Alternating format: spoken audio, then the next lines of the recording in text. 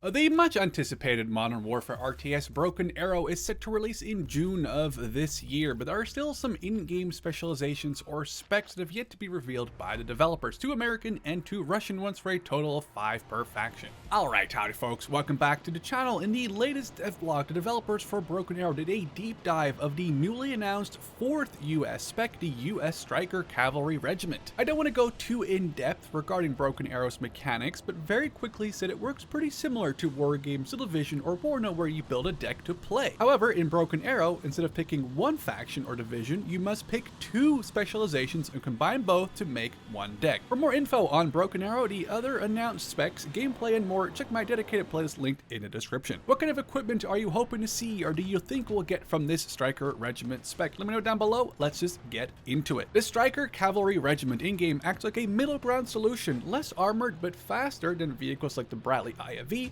while being slower but better armed compared to the Airborne's light vehicles. As you've come to expect from Broken Arrow's customization system, these Strykers can all be equipped with different levels of upgrades, including Explosive Reactive Armor or ERA, and even Active Protection Systems or APS. Keep in mind this will increase the cost of the vehicle and likely the weight as well, which will lower its max speed. This Stryker RV or Recon vehicle comes equipped with what looks to be the LRAS system, allowing it to laser designate targets and also giving it great optics as well. But before we get into that, here's a huge deal on a great RTS. Line War is currently on sale for 75% off. The upcoming update, Release 40 Locomotive for Line War, will add railroads, railroad bridges, train yards, train stations, as well as transport and siege trains. And the work on this update has been going on non-stop since December 15th. Line War's train and railroad features will make it now stand out even more among RTS games. Make sure to check out the link in the description. The sale lasts till March 13th. And thanks to Line War for sponsoring this segment. Let's get back to the video. The M240 MMG can be upgraded to a 50 caliber HMG, a Mark 19 automatic grenade launcher, or even a 30mm autocannon with a possible javelin launcher.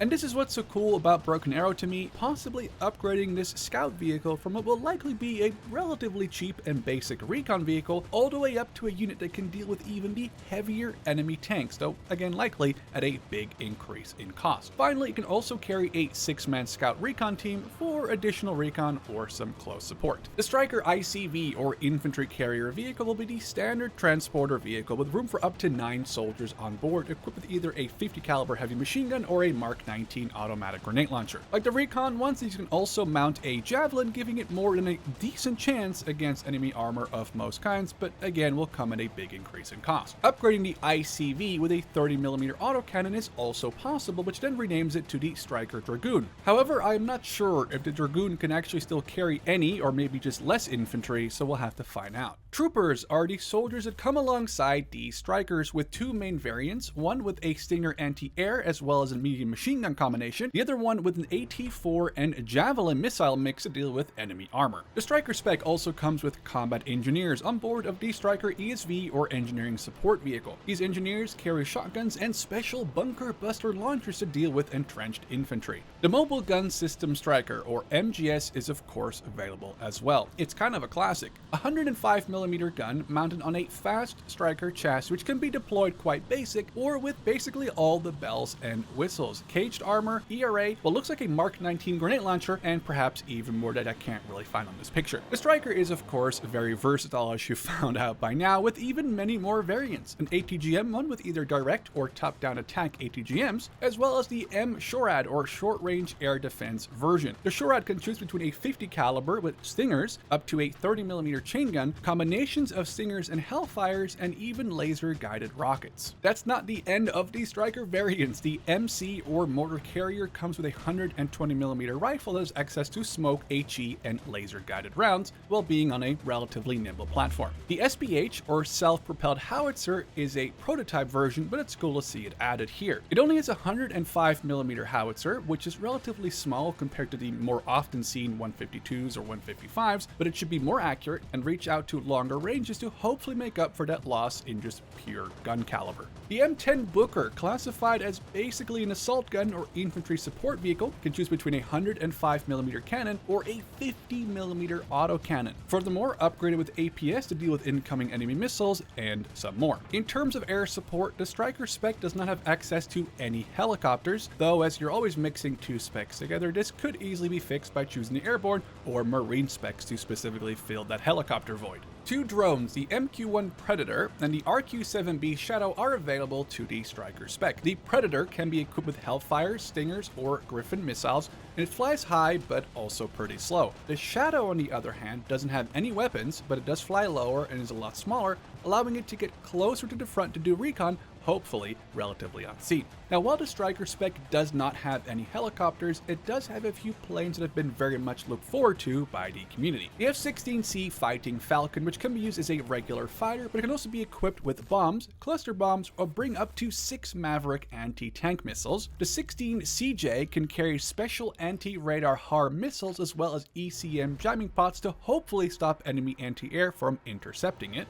And then finally, the 16V Viper, which is the most modern variant with JSOW anti-tank glide bombs, another ECM jammer, and a targeting pod to guide its own smart bombs, and much more. And then finally, the B-52H Stratofortress, which is kind of an insane plane to add, and I think that the almost 60,000 pounds of bombs it can carry is maybe a little bit irrelevant. However, the fact it can carry 20 AGM-86C cruise missiles, as well as a bunch of JASSM cruise missiles, JSOW glide bombs, and JDAMs does make this a pretty spicy plane in the end. I can only assume it will be quite expensive, however, meaning it's going to really hurt when it finally gets shot down. The developers say here that though the Strykers aren't really airdrop certified in real life, there's been a couple of successful tests, so they want to allow Strykers to be dropped by aircraft like the C-130 and C-17 in-game. The C-130 can drop 1, with the C-17 dropping up to 3 at the same time, which should make the Stryker spec specifically sync up pretty well with the airborne one. However, as is the case with many other vehicles, adding armor to these Strykers will remove their airdrop capability, meaning you'll have to think ahead about how you plan to use them in the battle as you're making your deck. Combining the Stryker and armored specs does not provide you with any helicopters, but the devs do say it should provide one player with a support tab worthy of basically an entire team, though this could lead to some players taking this to the extreme, completely ignoring their part of the front line. Now, the US Marines and Stryker specs combined should make for a strong Air Force, though sadly without any nuclear capabilities, while the USMC does provide the helicopters and heavy tanks which the Stryker spec lacks. The Stryker and USMC specs, however, both have relatively expensive infantry squads according to the developer's opinion here. Finally, as we don't know the 5th US spec, we obviously don't know how well it will synergize with the Strykers, but some type of US Special Forces spec is rumored to be the last one. If the developers do end up releasing more info on that, we'll definitely cover that in a future video.